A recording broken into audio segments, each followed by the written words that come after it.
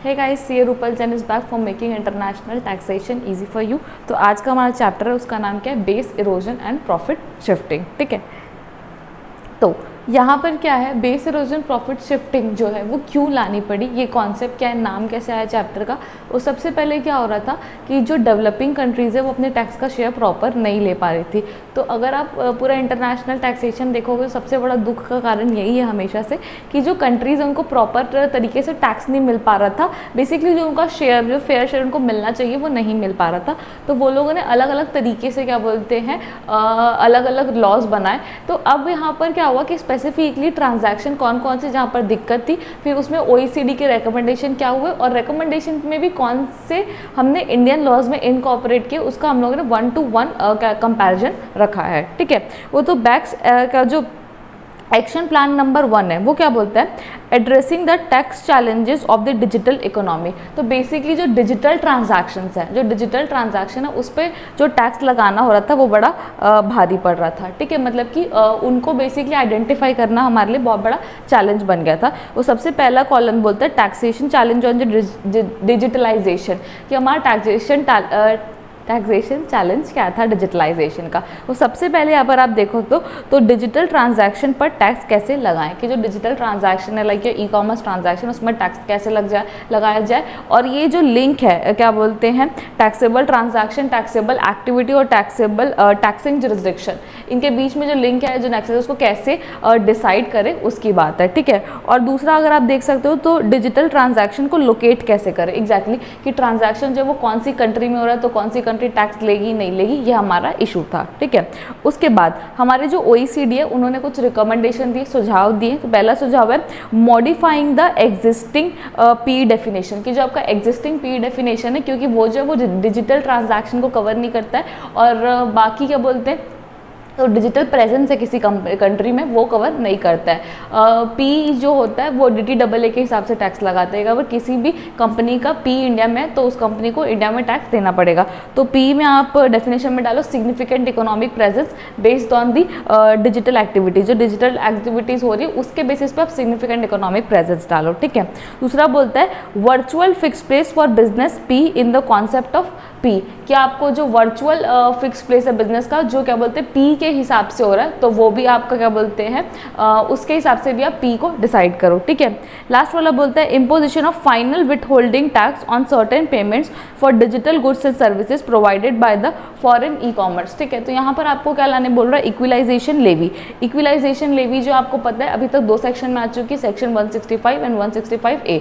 165 जो है वो किसके लिए है, वो आपका ऑनलाइन एडवर्टीजमेंट वगैरह की सर्विसेज के लिए। 165A किसके लिए, तो ई कॉमर्स ऑपरेटर के लिए। तो वो वाला प्रोविजन जो है वो लाने के लिए बोला गया है। तो वो रिकमेंडेशन जो है OECD का BEPS के अंदर। ठीक है, अब हम लोगों ने कौन सी उनकी बात मान ली, तो एक चैप्टर जो हम लोगों ने पढ़ लिया इक्विलाइजेशन लेवी, वो वाली बात उनकी मान ली। ठीक है, अभी जो सिग्निफिकेंट इकोनॉमिक प्रेजेंस जो आप लोग को बोला गया था डिफाइन करने के लिए टू कॉन्स्टिट्यूट पी, तो उसमें अपन लोगों ने क्या किया। ठीक है, तो वो अपन लोगों ने ये किया in respect of goods and services or property carried out by non-resident with any person in India।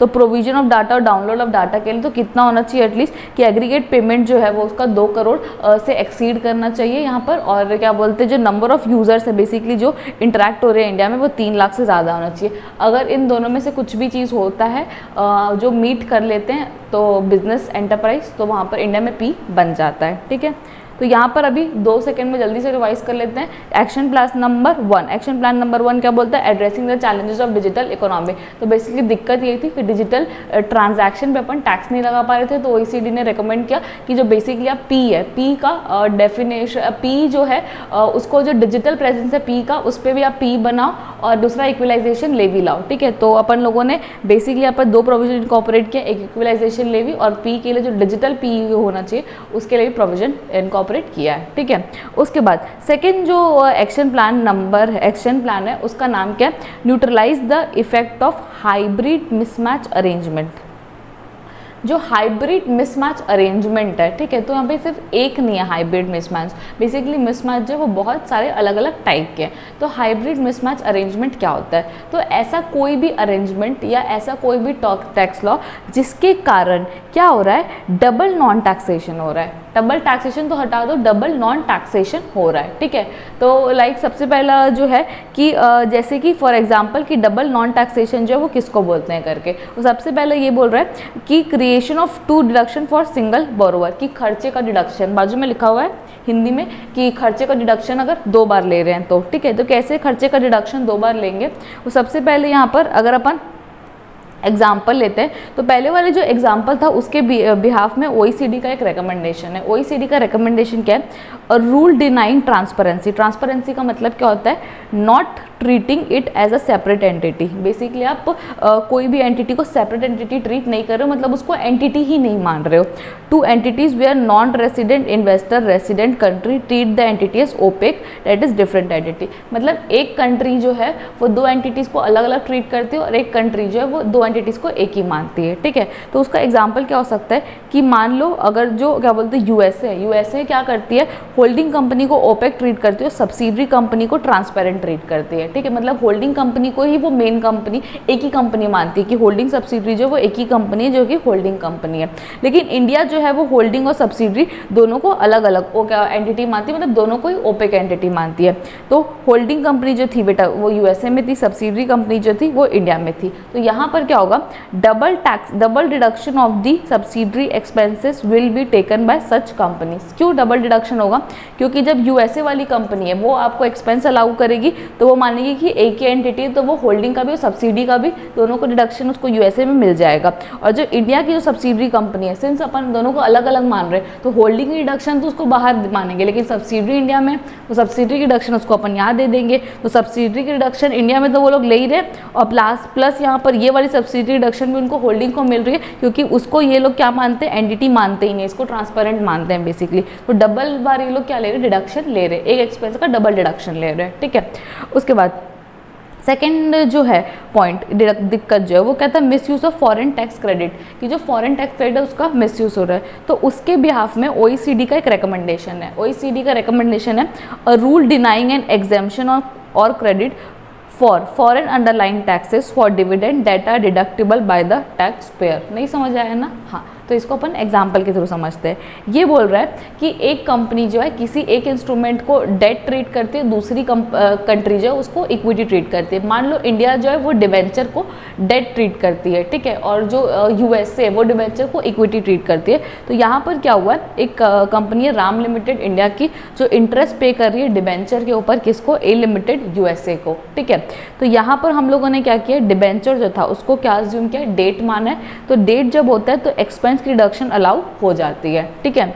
लेकिन यूएसए जो है वो उसको डिबेंचर को इक्विटी मानती है। तो इक्विटी पे क्या होता है, आपको इंटरेस्ट नहीं मिलता है। आपको क्या मिलता है, इक्विटी के ऊपर आप लोग को मिलता है interest on same is dividend. हाँ, बेसिकली जो उसके ऊपर इंटरेस्ट है वो डिविडेंड है, उनकी तरफ से वो क्या हो जाएगा, डिविडेंड हो जाएगा। और जो कि मान लो कि एग्जेम्प्ट है यूएसए में, ठीक है। तो जिस कारण क्या हो रहा है, it created what, this created double non taxation on such income. वो क्या किया, डबल नॉन टैक्सेशन क्रिएट कर दिया।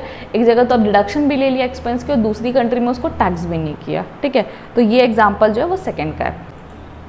नेक्स्ट जो पॉइंट है वो क्या बोलता है, participation in the exemption region. तो यहाँ वाले केस में क्या हो रहा है कि मान लो दुबई है, दुबई में आपका क्या बोलते हैं कोई इनकम आ रही है और दुबई की जो इनकम है वो टैक्स फ्री है, ठीक है। तो वहाँ पे टैक्स नहीं लगा। और अब जब वो इनकम को आप इंडिया लेके आ रहे हो और वहाँ पर आप बोल रहे हो कि ये जो एंटिटी है बेसिकली जिससे हमको इनकम मिल रही है वो ट्रांसपेरेंट एंटिटी, मतलब होल्डिंग कंपनी जो दुबई की है और तो पूरा जो इनकम है वो दुबई में टैक्सेबल होगा। सब्सिडरी कंपनी की जो इनकम है वो इंडिया में टैक्सेबल ही नहीं होती, क्योंकि सब्सिडरी कंपनी को अपन कंपनी मानते ही नहीं है इंडिया में करके, ठीक है। तो यहाँ पर भी क्या हो रहा है, डबल नॉन टैक्सेशन हो जा रहा है, ठीक है। उसके बाद नेक्स्ट पॉइंट क्या बोलते हैं, generation of deduction without corresponding income inclusion. एक तो क्या कर रहे हैं, डिडक्शन भी दे रहे हैं और इनकम भी नहीं बना रहे, हम लोग डिडक्शन भी लिए जा रहे हैं और इनकम भी उस चीज़ को नहीं बना रहे हैं, ठीक है। उसके बाद एक OECD का रिकमेंडेशन था जिसको बोलते हैं अपन ब्रांच मिसमैच। ब्रांच मिसमैच में क्या हो रहा था कि बेसिकली एक ब्रांच जो है उनको जो एक्सपेंसेस हैं वो मतलब ज़्यादा अलाउ हो रहे, दूसरी ब्रांच को कम अलाउ हो सकते हैं, and depending upon the income also, कि बेसिकली मिसमैच हो रहा था अलाउबिलिटी ऑफ एक्सपेंस कम ज़्यादा अलाउ हो रहे थे डिपेंडिंग अपॉन द कंट्री, और इनकम जी कम ज़्यादा चार्ज हो रही थी डिपेंडिंग अपॉन द कंट्री, ठीक है। तो mismatch in allowability of income and chargeability of expenses. Example क्या बोलता है, यूएसए ए लिमिटेड जो है वो यूएसए की है, इंडिया जो है वो राम लिमिटेड की है। तो मान लो जो यूएसए वाली कंपनी है वहाँ पे डिडक्शन अलाउ हो रहा है 7 एक्सपेंसेस का, ठीक है, और जो इंडिया की कंपनी वहाँ पर 10 एक्सपेंस का डिडक्शन अलाउ होता है। अब यूएसए में क्या होता है, इनकम जो है 5 इनकम चार्ज हो रही है, और इंडिया में क्या हो रहा है 2 इनकम चार्ज हो रही है, तो यहाँ पर भी ब्रांच मिसमैच हो रहा है, तो इसको भी ठीक किया जाए। अब जो आपका एक्शन प्लान नंबर 2 है उसके भी आप में कोई भी प्रोविजन इनकम टैक्स एक्ट में इनकॉर्पोरेट नहीं किए गए हैं, ठीक है, तो अभी तो नहीं किए गए, आगे में भी गवर्नमेंट कर सकती है, ठीक है। तो अभी आप लोग को समझ आया what is the hybrid mismatch arrangement, there is lot of mismatch in other menu of the you can say topics, ठीक है। उसके बाद नेक्स्ट क्या बोला है, action plan number 3 strengthen control foreign company rules. तो जो कंट्रोल फॉरेन कोऑपरेशंस है, मतलब आपकी जो ऐसी कंपनी है जो कि ऐसी कंट्री में जहाँ पे टैक्स रेट बहुत ज़्यादा लो है, तो आप लोग क्या कर रहे हो अल्टीमेटली वहाँ पर दूसरे ब्लैक मनी जमा करते जा रहे हो फॉरेन में। तो गवर्नमेंट क्या बोल रही है कि जो कंट्रोल फॉरेन कॉर्पोरेशंस है वो जो है बेसिकली क्या कर रही, यहाँ से पैसा शिफ्ट कर रही बाहर में, तो उसके हिसाब से भी आप क्या करो पैसा इंडिया में लेके आओ और टैक्स लगाओ। तो टैक्सेशन चैलेंज क्या है सबसे बड़ा हमारा, कि taxation shifting investment income and passive income to subsidy of low tax और नो टैक्स जुरिस्डिक्शन। हम क्या कर रहे हैं, हमारा जो एक्स्ट्रा पैसा है उसको दुबई जैसी कंट्रीज़ में यहाँ पर टैक्स नहीं लग रहा है, हम मॉरिशस जैसी कंपनी में शिफ्ट कर जा रहे हैं, स्विट्ज़रलैंड जैसे जहाँ पर क्या बोलते हैं स्विस बैंक में बहुत सारा पैसा है, ठीक है, लोगों का, तो वैसी ऐसी कंट्रीज़ में अपन शिफ्ट कर जा रहे हैं, ठीक है। अब OECD का रिकमेंडेशन क्या है, बेसिकली बिल्डिंग ब्लॉक्स उन लोगों ने क्या बताया कि कैसे आप कंट्रोल फॉरेन ऑपरेशन को कंट्रोल करोगे। और सबसे पहले क्या बोलता है, computation and attribution of control foreign income. तो आप उसको बताओ कि इसको कंप्यूट कैसे करना है। डिपेंड, तो पेरेंट जो है उसके टैक्स लॉ के हिसाब से जो पेरेंट कंपनी उसके टैक्स लॉस चेंज होना चाहिए, और क्या बोलते हैं जो पेरेंट कंपनी है उसका कंप्यूटेशन और एट्रीब्यूशन जो है वो कैसे होना चाहिए, और कितनी इनकम जो है कितना प्रोपोर्शनेट, और क्या बोलते हैं कितनी इनकम इंडिया में एट्रीब्यूट होगी depending upon the ownership and influence, ठीक है। सेकेंड पॉइंट बोलते हैं prevention and elimination of double taxation, कि क्या बोलते हैं जैसे अब इसको डिफाइन करोगे तो इससे क्या बोलते हैं प्रिवेंशन और एलिमिनेशन होना चाहिए डबल टैक्सेशन का, ठीक है। उसके बाद आपके जो CFC है कंट्रोल फॉरेन कंपनी कॉर्पोरेशन है, तो वो क्या होना चाहिए, किसके ऊपर एप्लीकेबल होगी नहीं होगी ये आपको डिफाइन करना है, ठीक है। CFC एग्जाम्पशन एंड थ्रेशोल्ड, की CFC में आपको इनकम में कितना एग्जाम्पशन मिलेगा, कितना थ्रेशोल्ड मिलेगा, कौन सी इनकम के ऊपर ये प्रोविजंस एप्लीकेबल होंगे ये भी आपको बताना है, और CFC की इनकम कौन सी होगी और वो BEPS एड्रेस को कंसर्न कर रही है कि नहीं कर रही ये भी आपको बताना पड़ेगा, ठीक है। तो एज सच इसके हिसाब से तो कोई प्रोविजन नहीं आए, लेकिन यहाँ पर एक सेक्शन था पहले जो हम लोगों ने पढ़ा है, इसका नाम क्या है सेक्शन 115 BBA। ये सेक्शन क्या बोलती है कि आपको डिविडेंड रिसीव हुआ है किसको, इंडियन कंपनी को फ्रॉम दी फॉरेन कंपनी, कि अगर इंडियन कंपनी को क्या मिलता है डिविडेंड मिलता है फॉरेन कंपनी से जहाँ पे उसका 26% और मोर का शेयर होल्डिंग है, तो उस डिविडेंड पे इंडिया जो है वो टैक्स लगाएगी 15% प्लस सरचार्ज प्लस सेस, ठीक है। तो टैक्स लगेगा इंडियन कंपनी के हाथ में, वो भी ऑन द ग्रॉस बेसिस, इसके ऊपर कोई भी खर्चे अलाउ नहीं होंगे, ठीक है। I hope this provision is clear. उसके बाद आगे क्या बोलते हैं आपका interest deduction and other financial payment, की जो इंटरेस्ट का जो डिडक्शन है बेसिकली अब यहाँ पे दिक्कत क्या होगी कि जो कंपनीज हैं वो ज़बरदस्ती बहुत ज़्यादा इंटरेस्ट का डिडक्शन क्लेम कर रही है, और कैसे क्लेम कर रही है, वो ऑटोमेटिकली इंट्रा ग्रुप लोन ले रही है, वो बाहर से लोन नहीं लेगी, वो क्या करेगी इंट्रा ग्रुप लोन लेगी और उसका एक्सपेंसेस दिखाएंगी ज़्यादा, या तो ऐसा करेंगी वो कि ना अल्टीमेटली ऐसी कंट्री से लोन लेगी जहाँ पर टैक्स रेट बहुत ज़्यादा लो है, तो हम लोग यहाँ पे एक्सपेंस की रिडक्शन भी हमको मिल जाएगी और वहाँ पर उनकी इनकम पे टैक्स भी नहीं लगेगा। तो बेसिकली वो लोग इंटरेस्ट से बहुत ज़्यादा खेल रहे थे, और वो तो इंडिया में भी खेलते हैं लोग, तो ये तो मल्टीनेशनल चलता है, ठीक है। तो टैक्सेशन चैलेंज क्या था, टैक्सेशन चैलेंज यही था उनका कि उनके जो एक इंट्रा ग्रुप वाला जो चीज़ था उसको रोकना था, और जो लो टैक्स कंट्रीज़ है जो थर्ड पार्टी जो लोन है उनको भी रोकना था। तो OECD का रिकमेंडेशन क्या बोलता है, अब फिक्स्ड रेशो रूल डालो कि हम लोग डिपेंडिंग अपॉन द प्रॉफिट की हम लोग EBIT DA का इतना परसेंटेज इंटरेस्ट ही अलाउ करेंगे। ग्रुप रेशो रूल डालो, या तो पूरे ग्रुप को आपको मैक्सिमम जो वो इतना रेशो अलाउ होगा। टारगेटेड रूल्स डालो, टारगेट रूल बोल रहा है कि ये जो आपका क्या बोलते हैं इंटरेस्ट जो है वो क्या बोलते हैं बैंकिंग कंपनी या फाइनेंस कंपनी के ऊपर एप्लीकेबल होगा नहीं होगा, उनको कितना इंटरेस्ट अलाउ होगा ये, ठीक है। तो ये सब सुनने के बाद हमारी गवर्नमेंट ने क्या बोलते हैं प्रोविजन इनकॉर्पोरेट किए इनकम टैक्स एक्ट में, ठीक है। तो आपका कौन सा प्रोविजन है, section 94B, excess interest shall be disallowed means an amount lower of, excess interest जो है वो डिसअलाउ हो जाएगा, वो अमाउंट जो रहेगा lower of total interest minus 30% of EBIT DA that is 1 and second is your interest paid to associate enterprise which ever is lower, ये इतना डिसअलाउ हो जाएगा। एप्लीकेबिलिटी प्रोविजन किसके ऊपर एप्लीकेबल है? इंडियन कंपनी और P of Indian company paying interest to the non resident being associate of non resident. However provision of 94B will be applicable when interest expenditure exceed 1 crore. अब तक आपका interest expenditure जो वो 1 crore exceed नहीं कर जाता है तब तक क्या बोलते हैं, ये प्रोविजन एप्लीकेबल नहीं होंगे। ये जो प्रोविजन है इसका डीप वर्जन है, मैं ट्रांसफर प्राइसिंग में भी दिया हुआ है, तो आप प्रोविजन वहाँ से रेफर कर सकते हैं इसके आगे के जो भी प्रोविजन है, ठीक है। उसके बाद नेक्स्ट क्या बोलता है, counter the harmful tax practices, जो basically country harmful tax practices कर रहे थे किसके लिए? इंटेलेक्चुअल प्रॉपर्टी के लिए। इंटेलेक्चुअल प्रॉपर्टी के लिए लोग क्या कर रहे थे? हार्मफुल टैक्स प्रैक्टिसेस कर रहे थे। जैसे कि क्या कर रहे थे कि वो लोग जो रॉयल्टी है, कोई भी इंटेलेक्चुअल प्रॉपर्टी है, उसको डेवलप तो क्या बोलते हैं, जिस कंट्री में हाई टैक्स रेट है वहाँ पे भी कर लेते, लेकिन उसको रजिस्टर ऐसी कंट्री में करते हैं जहाँ पे टैक्स रेट बहुत ज़्यादा लो है करके, जिसके कारण वो कम टैक्स रेट का बेनिफिट उठा रहे थे। ये टैक्स रेट का सबसे बड़ा चैलेंज था। तो OECD का रिकमेंडेशन है, OECD का रिकमेंडेशन ये बोलता है कि वो अगर वो इंटेलेक्चुअल प्रॉपर्टी अगर एक्चुअली में आपकी कंट्री में डेवलप हुई तो ही आप उसको कम रेट का बेनिफिट दो, अदरवाइज मत दो। तो इंडिया वालों ने भी इससे कुछ सीखा और फिर उन लोगों ने प्रोविजन इनकॉर्पोरेट किया जिसका नाम है सेक्शन 115 BBF। इसमें एलिजिबल SSC है। एलिजिबल SSC क्या बोलता है? एलिजिबल SSC बोलता है कि कौन होना चाहिए? रेसिडेंट इंडिविजुअल, रॉयल्टी का टैक्स लगेगा 10% ग्रॉस, कंडीशन यही कि बस 75% जो आपको इंडिया में खर्चा करना है, ठीक है, तो आपको डिडक्शन मिल जाएगी। उसके बाद action plan number 6, action plan number 6 जो है उसका नाम क्या? Preventing the treaty abuse. और ट्रीटी अब्यूज़ को एक चीज़ और बोलते हैं क्या? ट्रीटी शॉपिंग, ठीक है। ट्रीटी अब्यूज़ को ट्रीटी शॉपिंग भी बोला जाता है।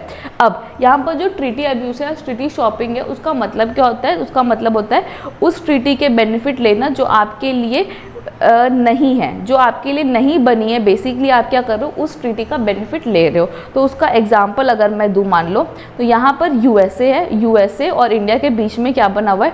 DTAA, मतलब एक टैक्स ट्रीटी बनी हुई है, ठीक है। अब उसका जो टैक्स रेट है USA में अगर आप इन्वेस्ट करते हो तो USA के जो पर्सन है अगर वो इन्वेस्ट करते हैं उनको कैपिटल गेन होता है तो वहाँ पे टैक्स रेट लगता है 5% का, और इंडिया में कैपिटल गेन का टैक्स रेट है मान लो 20% का। तो India does not have a treaty मान लो विथ UK। अब UK को आना है किसमें? इंडियन शेयर मार्केट में।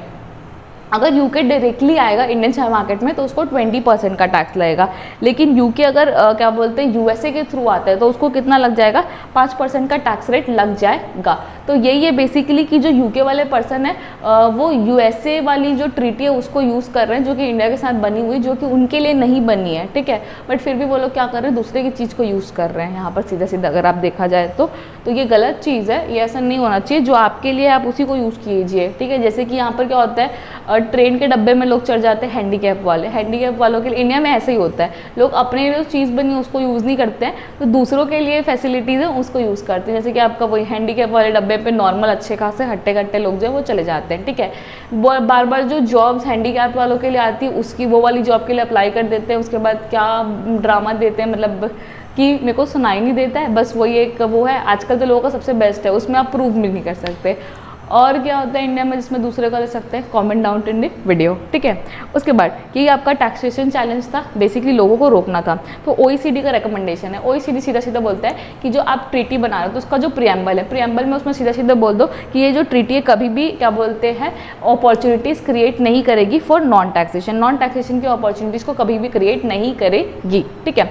उसके बाद आप क्या डालो? LOB रूल डालो, मतलब लिमिटेशन ऑफ बेनिफिट का रूल डालो किसके अंदर? ट्रीटी के अंदर। आप क्या डालो? LOB का रूल डालो। LOB का रूल जो है वो क्या बोलता है? LOB का रूल जो है वो बोलता है बेटा कि अगर, ठीक है, कि अगर क्या बोलते हैं, अगर एक कंट्री जो है वो टैक्स कम लगा रही है, नहीं लगा रही, तो दूसरी कंट्री जो है वो उसके बदले का टैक्स लगा सकती है, मतलब उस जो बेनिफिट जो सामने वाले टैक्स पर को मिल रहा है उसको लिमिट कर सकती है, ठीक है। लास्ट में क्या बोलता है कि general anti abuse rules on the basis of principal for the purpose of transaction, ठीक है। तो ये बोल रहा है कि जो पर्सन है जो ट्रांजैक्शन कर रहे हैं तो अब उनका इंटेंशन देखो कि जस्ट वो लोग ट्रीटी बेनिफिट के लिए तो ट्रांजैक्शन नहीं कर रहे हैं, अगर कर रहे हैं तो अब उनको मत दो फायदा, सीधा सीधा। ये तो बच्चों वाली बात हो गई, ठीक है। तो ये सब सुन सुन के इंडिया वालों को थोड़ा दिमाग आया और उन लोगों ने क्या किया, बेसिकली इंडिया मॉरिशस ट्रीटी और इंडिया सिंगापुर ट्रीटी को अमेंड किया मोदी जी ने 2016 में, कि मान लो कि जैसे वहाँ पर क्या बोलते हैं वो टैक्स रेट अगर मॉरिशस और सिंगापुर में जैसे 10% है तो 50% टैक्स आप यहाँ भी भरो करके, तो 5% का टैक्स जो है वो इन लोगों ने अपने टैक्स ट्रीटी में डाला, ठीक है। उसके बाद नेक्स्ट जो है वो क्या बोलते हैं आपका action plan number 7, prevent the artificial avoidance of permanent establishment, P जो है वो जो परमानेंट स्टैब्लिशमेंट बेसिकली जो पी स्टेटस है उसके ऊपर क्या करो, रिवर्क करो और उसकी डेफिनेशन को अच्छे से बनाओ, ठीक है। तो यहाँ पर सबसे पहले बोलते हैं reworking to the exceptions of P definition. तो पी की डेफिनेशन जैसे मान लो कि कुछ डेफिनेशन पहले दी गई हो कि एडवर्टाइजमेंट पी नहीं बनेगा, बैकअप सपोर्ट सर्विस पी नहीं बनेगी, ये पी नहीं बनेगा, वो पी नहीं बनेगा, तो उसको रिवर्क करो, पी की डेफिनेशन को चेंज करो। बहुत हो गया, लोग अब बहुत नौटंकी कर रहे हैं और टैक्स नहीं दे रहे हैं, ठीक है। Analysing arrangement enter through contractual agreement, जो आपने कॉन्ट्रैक्चुअल एग्रीमेंट किए हैं, ठीक है, जिसमें आप बोलते हो कि ये पी की डेफिनेशन में नहीं आएगा, वो पी की डेफिनेशन में नहीं आएगा, तो वो सब चीज़ों को आप क्या करो, रिवर्क करो, ठीक है। और बैक एक्शन प्लान नंबर 7 में जो पी की डेफिनेशन है उसमें भी अभी इंक्लूड हुई है, जो बिजनेस कनेक्शन है वो सब भी चीज़ें इंक्लूड है। तो बेसिकली सीधे सीधे ये बोल रहे हैं कि आप पी की डेफिनेशन को रिवर्क करो। तो पी की डेफिनेशन जो है वो रिवर्क हुई है, बिजनेस कनेक्शन जो है वो पी में आता है। अगर आपका बिजनेस कनेक्शन है तो आपको इंडिया में टैक्स लगेगा, और जो अगर आपका कमिश्नर का बिजनेस मतलब कमीशन वगैरह का बिजनेस है तो उसमें भी क्या बोलते हैं, बेसिकली जो कमीशन का काम है उसमें भी वो भी आपका पी बन जाएगा और उसमें भी आपको टैक्स लग जाएगा, ठीक है। उसके बाद नेक्स्ट यहाँ पर क्या बोलते हैं सेक्शन एक्शन प्लान नंबर 8, 9 और 10। एक्शन प्लान नंबर 8, 9 और 10 जो है बेसिकली वो ट्रांसफर प्राइसिंग से रिलेटेड। ट्रांसफर प्राइसिंग में हमने एक मेथड पढ़ा था जिसका नाम था profit split method. Profit split method में क्या होता था कि हम लोग क्या बोलते हैं प्रॉफिट को स्प्लिट करते थे between the entities depending upon their function, asset, risk, the contribution and the working. सब चीज़ के बेसिस में हम क्या करते थे, उनको रेशो देते थे प्रॉफिट एंड लॉस का, और उसके बेसिस में हम उनको रिटर्न को एलोकेट करते थे, ठीक है। तो उसके बिहाफ में OECD ने कुछ रिकमेंडेशन दिए। तो OECD का रिकमेंडेशन क्या है, तो things to keep in mind while allocating profit in profit split method. जब आप प्रॉफिट स्प्लिट मेथड में करते हो तो आपको क्या चीज़ ध्यान रखनी है, analysing the contractual relation between the parties in combination with conduct of the parties. मतलब वो ये बोल रहा है कि जब आप रिटर्न एलोकेट करो पार्टीज के बीच में तो उनका कॉन्ट्रैक्चुअल रिलेशन को भी ध्यान रखो, और द रिस्क एंड रिटर्न है जो आप एलोकेट करोगे तो that should be allocated as per the औकात ऑफ द एंटिटी। औकात ऑफ द एंटिटी मतलब अगर उसकी फाइनेंशियल कैपेसिटी है रिस्क लेने की तो एंटिटी को रिस्क दो, अदरवाइज मत दो, ठीक है। रिस्क फ्री रिटर्न आपको देना चाहिए उस एंटिटी को जिन्होंने सिर्फ पैसा इन्वेस्ट किया है और वो क्या बोलते हैं रिस्क नहीं ले रहे हैं, तो उसको आप क्या दो, रिस्क फ्री रिटर्न दो, ठीक है। उसके बाद फोर्थ पॉइंट क्या बोलता है, actual nature of transaction to be determined for pricing in case where economic substance differ from the क्या बोलते हैं फॉर्म, ठीक है। तो बेसिकली आप जो ट्रांजैक्शन है उसका एक्चुअल सब्सटेंस के ऊपर जाओ, ठीक है, सब्सटेंस ओवर फॉर्म का कॉन्सेप्ट लगाओ। Pricing method to ensure that profit are allocated to most important economic activities. ऐसे प्राइसिंग मेथड लो जो अच्छी मतलब जो मोस्ट इंपॉर्टेंट इकोनॉमिक एक्टिविटीज़ है उनको ज़्यादा प्रॉफिट जाए, लेस इंपॉर्टेंट को कम प्रॉफिट जाए, ठीक है। एक पॉइंट नंबर 6 भी है। पॉइंट नंबर 6 क्या बोलता है कि अगर आप एसोसिएटेड एंटरप्राइज है उसके बीच में ट्रांजैक्शन कर रहे हो, वो ट्रांजैक्शन जो है वो क्या लो वैल्यू एडेड सर्विस है। अगर आप एसोसिएट एंटरप्राइज के बीच में ट्रांजैक्शन करो तो ट्रांजैक्शन है वो लो वैल्यू एडेड सर्विस है, तो उसका जो मार्केट पर ट्रांजैक्शन है वो 5% से ज़्यादा नहीं होना चाहिए। तो ये वाला जो है उसमें क्या किया इन लोगों ने, इनकम टैक्स एक्ट में इनकॉर्पोरेट किया। अगर ये और ये लोग बोलते हैं इनकम टैक्स एक्ट में इनकॉर्पोरेट किया थ्रू सेफ हार्बर रूल्स। तो सेफ हार्बर रूल्स जो है वो ये बोलता है कि अगर आपके पास क्या है इंट्रा ग्रुप ट्रांजैक्शन है, इंट्रा ग्रुप ट्रांजैक्शन है उसमें क्या हो रहा है लो वैल्यू एडेड सर्विस है, तो उसका मार्कअप जो है वो 5% ज़्यादा नहीं होना चाहिए, और वो जो ट्रांजैक्शन वैल्यू है बेसिकली वो 10 करोड़ से ज़्यादा नहीं होनी चाहिए। 10 करोड़ से ज़्यादा होगी तो वो लो वैल्यूड में नहीं आएगी, ठीक है। उसके बाद action plan number 11। Action plan number 11 जो है वो क्या बोलता है, तो मेजरिंग और मॉनिटरिंग ऑफ बेप्स। जो बेप्स है बेसिकली उसका आप मेजरिंग और मॉनिटरिंग करो, और कैसे पता लगेगा कि कोई कंट्री में बेप्स हो रहा है नहीं हो रहा है, मतलब बेसिकली बेस इरोजन और प्रॉफिट जो है वो शिफ्ट हो रहा है कि नहीं, इसके इंडिकेटर्स क्या क्या, ये कैसे पता लगेंगे, ठीक है। तो बेसिकली ये बताओ कि हमको इसके इंडिकेटर्स क्या है। सबसे पहला पॉइंट क्या बोलते हैं, the profit of enemy affiliated और located in low tax countries, ठीक है। जो लो टैक्स कंट्रीज हैं आपकी, लो टैक्स रिजम में क्या हो रहा है, प्रॉफिट ज़्यादा दिखा रही कंपनी, और हाई टैक्स रिजम में प्रॉफिट कम दिखा रही है, नो प्रॉफिट दिखा रही है। तो पहला पॉइंट हो गया उसका BEPS का, ठीक है, कि जो हमारी लो टैक्स रिजम है वहाँ पर high profit, high tax regime में लो प्रॉफिट। सेकेंड बोलता है effective tax rate paid by large MNE entities are estimated to be lower than similar enterprise with only domestic operation. मतलब जो इफेक्टिव टैक्स रेट है multinational entities का, जो बड़ी बड़ी कंपनीज है उनका जो इफेक्टिव टैक्स रेट है वो कम है टैक्स रेट से डोमेस्टिक वालों को टैक्स ज़्यादा भरना पड़ रहा है एमएनईज के बदले, ठीक है। उसके बाद जो ऑटोमेटिक इंक्रीज इन एफडीआई का जो इंक्रीज है ऑटोमेटिक बहुत ज़्यादा बढ़ गया है। Next point, value creating activity is done in country other than इस रजिस्ट्रेशन। जो वैल्यू क्रिएटिंग एक्टिविटी है वो आप क्या बोलते हैं दूसरी कंट्री में करो, रजिस्टर जो है वो दूसरी कंट्री में कर रहे हो, तो क्या बोलते हैं वहाँ पर क्या होगा कि वही लो टैक्स और हाई टैक्स वाली बात है। उसके बाद वापस अगेन क्या होगा, इंटेलेक्चुअल प्रॉपर्टी के लिए आप क्या कर रहे हो, बना दूसरी कंट्री में रहे हो, पेटेंट डेवलप दूसरी कंट्री में कर रहे हो, रजिस्टर कहीं और कर रहे हो, ठीक है। और debt from both related and third parties more concentrated in high tax rate jurisdiction. जहाँ पे आप जहाँ पर हाई टैक्स रेट है वहाँ पे आप क्या करो, लोन ज़्यादा ले रहे हो, बेसिकली इंटरेस्ट का खर्चा जो है वो ज़्यादा दिखा रहे हो, ठीक है। उसके बाद action plan number 12, disclosure of aggressive tax planning arrangement. Aggressive tax planning arrangement में आप क्या करो, बेसिकली उससे ज़्यादा से ज़्यादा इन्फॉर्मेशन गैदर करो, ज़्यादा से ज़्यादा इन्फॉर्मेशन गैदर करो, और इसके थ्रू आप पता लगाओ कि BEPS जो है वो क्या बोलते हो रहा है कि नहीं हो रहा है, और जो भी प्रॉब्लम्स हो रही है तो वो इन्फॉर्मेशन के थ्रू आप सॉल्व करो सीधा सीधा, ठीक है। तो design principle and significant objective of a mandatory disclosure regime. सबसे पहले है कि क्लैरिटी एंड कॉम्प्रिहेंसिबिलिटी, आपको क्या बोलते हैं इन्फॉर्मेशन जो है वो ऐसे लेनी जो क्लियर हो, comprehensible. Ability to balance the additional compliance cost to tax payer with benefit obtain by tax administration. ऐसा नहीं कि आपको बेनिफिट तो कुछ हो नहीं रहा, खर्चा ज़्यादा से ज़्यादा सामने वाले का करा रहे हो, ऐसा नहीं कराना है, ठीक है।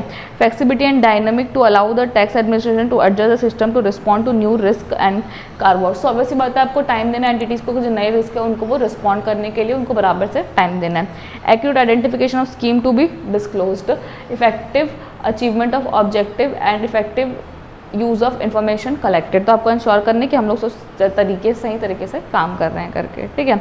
उसके बाद नेक्स्ट जो आपका वो क्या है, action plan number 13। Action number plan 13 जो है बेसिकली वो किसका है, मास्टर फाइल, लोकल फाइल और country by country reporting.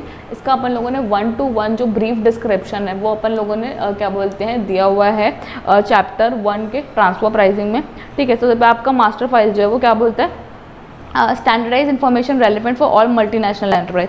Basically जो मल्टीनेशनल एंटरप्राइज की जो स्टैंडर्ड डेफिनेट मतलब कि इन्फॉर्मेशन है वो जो आप फाइल करते हो मास्टर फाइल में फाइल करते हो। लोकल फाइल में आप जो ट्रांजैक्शनल इन्फॉर्मेशन जितने ट्रांजैक्शन हुए वो सब ईच कंट्री की डिटेलिंग हर चीज़ आप लोकल फाइल में फाइल करते हो। और क्या बोलते हैं CBC country by country reporting में क्या होता है, template for multinational enterprise to report annually for the each taxation to do business, कि किसने कितना बिजनेस किया, तो ओवरऑल रिपोर्ट जो है वो किस में देते हो, आप CBC में देते हो, ठीक है। उसके बाद नेक्स्ट आपका क्या बोलता है, action plan number 14, making dispute resolution more effective. आप क्या कर रहे हो, डिस्प्यूट रिजोल्यूशन को बहुत ज़्यादा इफेक्टिव बना रहे हो। तो डिस्प्यूट रिजोल्यूशन को कैसे बनाओगे, तो treaty obligation related to MAP are fully implemented in good faith and MAP cases are resolved in timely manner। तो बेसिकली क्या, तो जो म्यूचुअल अग्रीमेंट प्रोसीजर है उसको आप सही तरीके से इंप्लीमेंट करना है और उसको टाइमली मैनर में रिजॉल्व करना है। Treaty obligation related to MAP are fully implemented in good faith and MAP resolve in timely manner. ये जो है वो डबल लिखा गया है, ठीक है। Tax payer can access the map when eligible. Map जो है वो टैक्स पेयर के लिए होना चाहिए, सिर्फ उनके लिए नहीं होना चाहिए, ठीक है। उसके बाद हमारा आ गया लास्ट एक्शन प्लान जिसका नाम है डेवलपिंग अ मल्टीलैटरल एग्रीमेंट। मल्टीलैटरल एग्रीमेंट किस काम का आता है, पहले क्या है कि ना पहले आपने DTAA बनाया, ट्रीटी बना ली अलग अलग कंट्रीज़ के साथ। अब क्या हो रहा है, आप एक्शन प्लान लेके आ रहे हो, फिर आप चेंज करना चाहते हो, तो इतनी सारी कंट्रीज़ है कि हर किसी के साथ अलग अलग चेंज करना पॉसिबल नहीं है और बहुत ज़्यादा लेंदी प्रोसेस है, ठीक है। तो इसीलिए आप क्या बना लो, मल्टीलैटरल इंस्ट्रूमेंट बना लो और सब कंट्रीज मिल के साइन कर लो, ताकि जो रिस्पेक्टिव चेंजेस हम लोगों ने मल्टीलैटरल इंस्ट्रूमेंट में किए वो ऑटोमेटिक रिस्पेक्टिव जो आपके ट्रीटीज़ हैं, बायलैटरल ट्रीटीज़ है, उसमें भी हो जाएगा। तो वही काम किसका है, क्या बोलते हैं MLI का, मल्टीलैटरल इंस्ट्रूमेंट का है, ठीक है। तो मल्टीलैटरल इंस्ट्रूमेंट के फीचर्स भी वही हैं कि क्या बोलते हैं बायलैटरल ट्रीटीज़ को अमेंड करना करके, ठीक है। ओके, तो थैंक यू फॉर टुडे। अब अपन मिलेंगे अपने लास्ट चैप्टर में जिसका नाम है मॉडल टैक्स कन्वेंशन, ठीक है।